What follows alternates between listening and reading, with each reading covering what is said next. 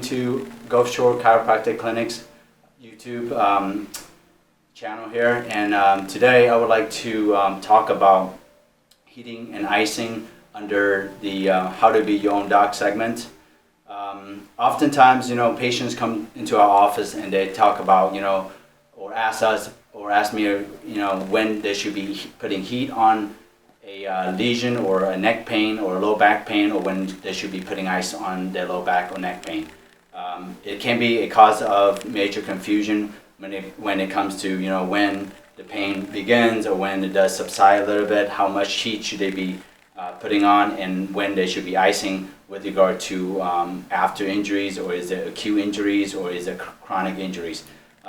Today I'm going to make that very, very simple for all of you guys out there that want to be your own doc. And we're going to just basically pretty much just walk you through of understanding why you do heat and why you do ice. And I'm going to draw it out, a very simple diagram for you to understand what it takes to take down inflammation when we're using ice, and what it takes to take down spasm when you're using heat, okay, and why you should be doing it. So the most simplest way that I can put this together is that heat is to reduce muscle tightness or muscle spasm. Ice, main objective is to reduce pain, and typically, most of the time, when you have pain, you will have inflammation that comes along with it. So if you are going to be taking anti-inflammatories or ibuprofen or any pain medication, 99.9% of the time you should be putting ice on it. If you are putting heat, you really are going against the grain. So that's a really easy way to do it.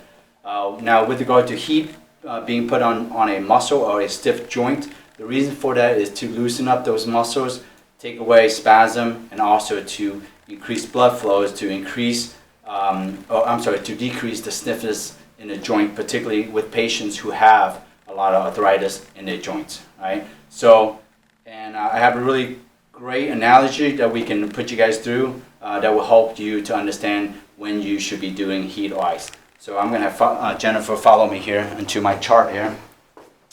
So regarding heat or icing again, so what I want everybody to think of is, think about your mountain ranges, right? So I'm not a great artist, but here it is. Here's the ground here with grass, and we are talking about our mountain ranges up here, okay? And it dips down.